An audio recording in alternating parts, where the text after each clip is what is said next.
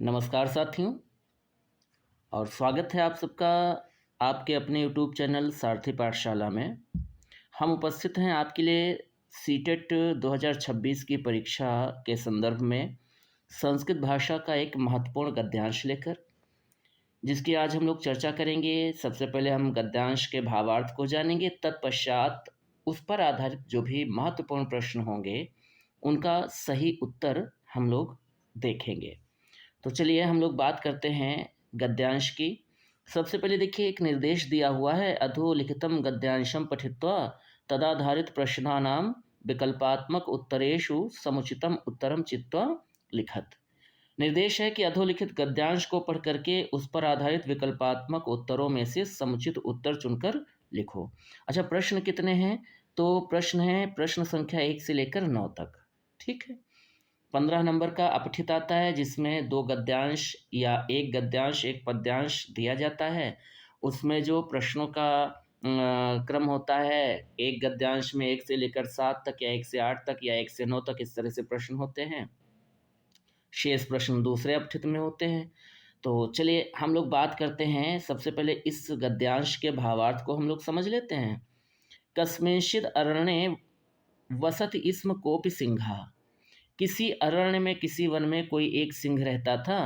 पर्वतस्य गुहायाम सह दिवा अस्वपत। पर्वत की गुफा में वह दिन में सोता था। रात्रौ च, और रात्रि में, वने इतस्ततः परिभ्रमण, और रात में वन में इधर उधर भ्रमण करते हुए पशून अभक्षयत, पशुओं का भक्षण करता था। कदाचित, कभी की बात है, प्रभूतम आहारम कृत्वा अयम सिंहः। कभी की बात है कि प्रभूत आहार, बहुत पर्याप्त मात्रा में भोजन करके यह सिंह कस्यचित वृक्षस्य छायायाम, किसी वृक्ष की छाया में, सुखेन अस्वपत, सुखपूर्वक सो रहा था।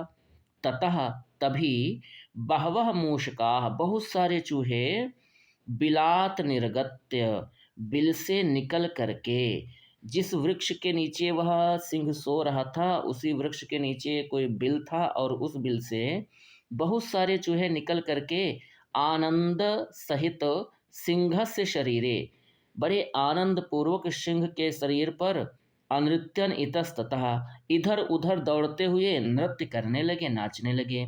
तेन पीड़ितः, अब चूहों के उस नृत्य से पीड़ित होकर के, परेशान होकर के, सिंहा प्रबुद्धा अभवत, सिंह जागृत हो गया, जाग गया। तम प्रबुद्धम दृष्ट्वा, उसको जागा हुआ देख करके, पलायन्ते सर्वे मूषकाः बिलम, सारे चूहे बिल को पलायन कर गए, अपने बिल में भाग गए। तेषाम किंतु, तेषाम उनमें से, उन चूहों में से, कमपि कोई, मूषकम अगृह्णात सिंहः करतलेन, उन चूहों में से कोई एक चूहा शेर के करतल से पकड़ लिया गया, मतलब शेर ने अपनी हथेली से एक चूहे को पकड़ लिया। तदा सह मूषकः आर्त स्वरेण अवदत, तब वह चूहा बड़े आर्त स्वर में, बड़े दीन स्वर में बोला, भो महाराज। चूहा कहने लगा कि हे महाराज, त्वम किल पशु नाम राजा, तुम तो पशुओं के राजा हो। प्रसिद्धः तव पराक्रमः, और तुम्हारा पराक्रम भी प्रसिद्ध है। अहम तो क्षुद्रः जंतु, मैं तो एक क्षुद्र तुच्छ जीव हूँ। मम अपराधम तावत क्षमस्व, इसलिए आप मेरे अपराध को क्षमा कर दीजिए। आप पशुओं के राजा हैं, आपका पराक्रम विख्यात है, प्रसिद्ध है कि आप किसी निरीह प्राणी की हत्या, और वो भी अकारण हत्या नहीं करते हैं। तो मैं एक तुच्छ जीव हूँ, मैं छोटा जीव हूँ, और अपराध मुझसे हुआ है, किंतु मैं आपसे निवेदन करता हूँ कि आप मुझे क्षमा करें। माम माँ जही, और माम माने मुझको, माम अर्थात मुझको, माम माँ जही, मैं आपसे निवेदन कर रहा हूँ कि आप मुझे मत मारो। मयि दयाम कुरु, मेरे ऊपर दया करो। कदाचिद अहम करिष्यामि तौ साहाय्यम, हमें कभी भविष्य में अवसर मिला तो मैं आपकी सहायता करूँगा। यदि आप मेरे ऊपर दया करेंगे, मुझे छोड़ देंगे, तो भविष्य में मैं आपकी सहायता करूँगा। एतद तस्य आर्तवचनम श्रुत्वा, और इस प्रकार से उस चूहे के दीनता पूर्ण वचनों को सुन करके सिंह ने तम अमुंचत, उसको छोड़ दिया। किसको छोड़ दिया? चूहे को छोड़ दिया। तो ये तो इस गद्यांश का हो गया है भावार्थ। अब हम सबसे पहला प्रश्न देखते हैं क्या कह रहा है। मूषकाः कुत्र निर्गच्छन्ति स्म, चूहे कहाँ से निकले थे? तो चूहे कहाँ से निकले थे? बिल से, गुफा से, वन से या वृक्ष के मूल से।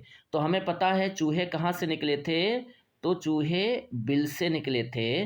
अतः हम कह सकते हैं कि हमारा ए विकल्प बिल्कुल सही उत्तर है। ठीक है, चलिए आगे बढ़ते हैं, अगला प्रश्न देखते हैं। मूषकाः कुत्र नृत्यन्ति स्म, चूहे कहाँ नृत्य कर रहे थे, चूहे कहाँ नाच रहे थे? तो चूहे कहाँ नाच रहे थे? बिले, बिल में नाच रहे थे। सिंह से शरीरे, सिंह के शरीर पर नाच रहे थे। गुहायाम, गुफा में नाच रहे थे। या वृक्षों पर, वृक्ष के ऊपर नाच रहे थे। तो हमने अभी अभी पढ़ा है कि बिल से निकल करके चूहे कहाँ नाच रहे थे, तो चूहे सिंह से शरीरे नृत्यन्ते। यहाँ पर सही उत्तर हमारा क्या हो जाएगा?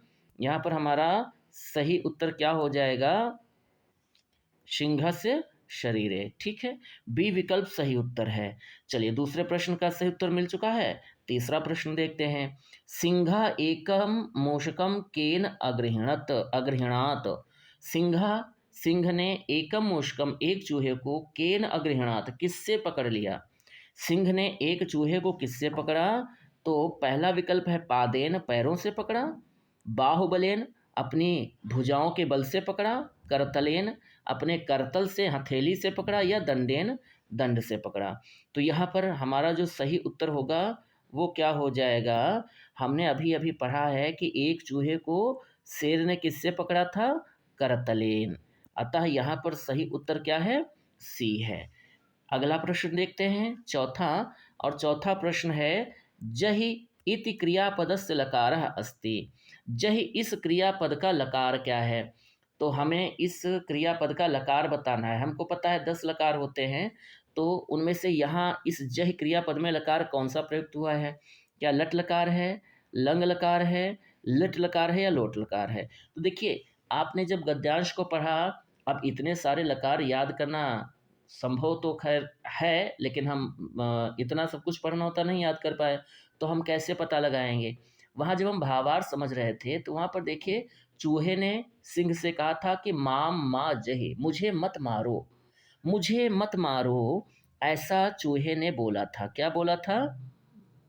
मुझे मत मारो। अब इसमें ये जो मारो शब्द है, मारो जह का मतलब होता है मारना, है ना? जह।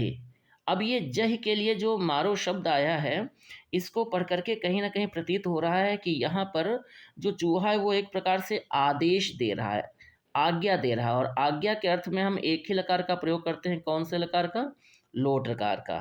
तो हम कह सकते हैं यहाँ पर हमारा सही उत्तर क्या हो जाएगा? लोट लकार। ठीक है, तो डी विकल्प सही है। अगला प्रश्न, कस्मिंश्चिद अरण्य पदस्य संधि विच्छेदा अस्ति। ये देखिए संधि का प्रश्न आ गया। पूछ रहा है कि कस्मिंश्चिद अरण्य, इस पद का सही संधि विच्छेद क्या है? तो कस्मिंश्चिद अरण्य पद का सही संधि विच्छेद क्या होगा? क्या कस्मिंश्चित प्लस अरण्य हो जाएगा, या कस्मिंश्चित अरण्य? अच्छा, इसमें और इसमें अंतर कोई दिख नहीं रहा, लेकिन अंतर है। देखिए कस्मिंश्चित अरण्य, इसको आप पढ़ेंगे तो ऊपर देखिए यहाँ पर अनुस्वार लगा है, माँ के ऊपर, है ना? और इस पहले विकल्प में अनुस्वार नहीं है, इसका मतलब ये सही नहीं है। हाँ, अच्छा दूसरा देखो, कस्मिन प्लस चिद प्लस अरण्य, तीसरा वाला ये सही नहीं है। कस्मिन अरण्य, ये भी सही नहीं है। हमारा जो सही उत्तर है यहाँ पर, सही उत्तर क्या हो जाएगा? सही उत्तर हो जाएगा बी। ठीक है, तो बी विकल्प सही है। पांचवा प्रश्न हो गया।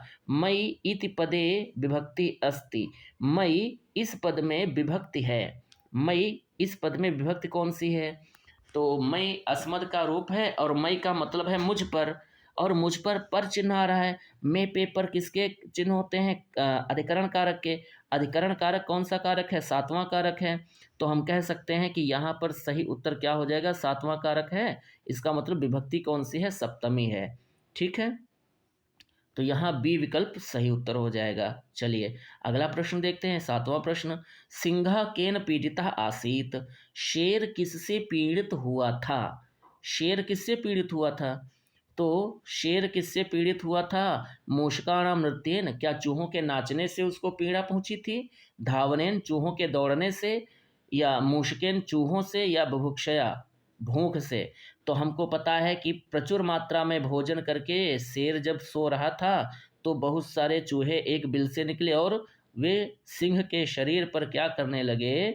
वे सब सिंह के शरीर पर क्या करने लगे थे? नाचने लगे थे। मतलब ये हुआ कि मूषकाणाम मूषकाणाम नृत्येन। सही उत्तर हमारा क्या हो जाएगा? मूषकाणाम नृत्येन। ए विकल्प सही उत्तर है। 8वां प्रश्न देखते हैं, निर्गत्य इति पदे प्रत्यय अस्ति। अब देखिए प्रत्यय से संबंधित प्रश्न आ गया। वैसे तो हमें सीटेट के लिए व्याकरण पढ़ने की आवश्यकता नहीं होती है, किंतु संधि, समास, प्रत्यय, उपसर्ग, धातु रूप, शब्द रूप, ये सब पूछ लिए जाते हैं, तो हमें ये पता होना चाहिए, है ना। चलिए खैर, निर्गत्य इति पदे प्रत्यय अस्ति। निर्गत्य इस पद में प्रत्यय कौन सा है? क्या अक्त्वा प्रत्यय है, तुमुन प्रत्यय है, अक्त प्रत्यय है, या फिर ल्यप प्रत्यय है? तो यहाँ पर अगर हम ध्यान दें तो हम पाएंगे, देखिए निर्गत्य जो पद दिया हुआ है, ये जो निर्गत्य पद दिया हुआ है, निर्गत्य जो पद दिया हुआ है, इस निर्गत्य पद में ध्यान दीजिएगा। निर्गत्य पद में यहाँ पर देखिए या आ रहा है अंत में। निर्गत्य पद में क्या आ रहा है अंत में? तो या आ रहा है। और या जो है अंत में वो केवल या जो वर्ण है वो केवल एक ही प्रत्यय में है, और किसमें है? ल्यप में। तो यहाँ पर निश्चित रूप से जो सही उत्तर होगा वो ल्यप हो जाएगा। ल्यप प्रत्यय जो होता है ये उपसर्ग पूर्वक जो धातुएं आती हैं, जिन धातुओं के पहले उपसर्ग लगा होता है उन धातुओं से ल्यप प्रत्यय का प्रयोग किया जाता है। और एक प्रत्यय अक्ता होता है, एक लेप होता है, ये दोनों प्रत्यय कैसे होते हैं? पूर्वकालिक, पूर्व काल की क्रिया बनाते हैं। ठीक है, तो ए विकल्प सही उत्तर है। आगे बढ़ते हैं, अगला प्रश्न देखते हैं। प्रश्न संख्या 9 है, अत्र तत्र इत्यर्थ किम अव्यय पदम प्रयुक्तम। अत्र मतलब होता है यहाँ, और तत्र का मतलब होता है वहाँ। यहाँ और वहाँ, इस अर्थ में कौन सा अव्यय पद प्रयुक्त हुआ है इस गद्यांश में? तो हमने अभी गद्यांश में पढ़ा था कि चूहे सिंह के शरीर पर यहाँ वहाँ नृत्य करने लगे, और यहाँ वहाँ के लिए वहाँ पर शब्द कौन सा आया था? पद कौन सा आया था यहाँ वहाँ के लिए? तो यहाँ वहाँ के लिए पद जो आया था वो कौन सा था? इतस्ततः। कौन सा पद था बोलिए? इतस्ततः था। तो सही उत्तर यहाँ पर क्या हो जाएगा? यहाँ पर सही उत्तर हो जाएगा इतस्ततः। इतस्ततः का भी मतलब यहाँ वहाँ होता है, अत्र तत्र का भी मतलब यहाँ वहाँ होता है। ठीक है, तो इस गद्यांश के संदर्भ में हमको ये 9 प्रश्न दिए गए थे, और हमने इन 9 प्रश्नों को विस्तृत तरीके से जाना समझा, और उम्मीद करते हैं कि ये सारे प्रश्न, ये गद्यांश, इसका भावार्थ आपको समझ में आया होगा। और अगर आपको ये क्लास अच्छी लगी है तो हमारे इस चैनल को लाइक, शेयर और सब्सक्राइब ज़रूर कीजिएगा। हम बहुत जल्द पुनः मिलेंगे एक नए वीडियो के साथ, एक नई क्लास, एक नए अपठित के साथ। और अपठित ही नहीं, हम लोग पेडागॉजी के प्रश्नों की भी बात करेंगे, है ना। और लेकिन अगर आपका सहयोग ऐसे ही मिलता रहा तो हम बहुत जल्द ही आपको अपठित और पेडागॉजी दोनों की एक कंप्लीट जो है श्रृंखला 30 प्रश्नों की, जैसे पेपर में 30 प्रश्न दिए जाते हैं उसी प्रकार से हम एक पेपर आपके सामने लेकर उपस्थित होंगे यथाशीघ्र। तो तब तक आप पढ़िए, और अगर कोई शब्द या किसी प्रश्न में कोई दिक्कत है तो कमेंट करके ज़रूर बताइएगा। हम पुनः मिलते हैं। सभी को वीडियो देखने के लिए, क्लास देखने के लिए बहुत बहुत धन्यवाद। नमस्कार।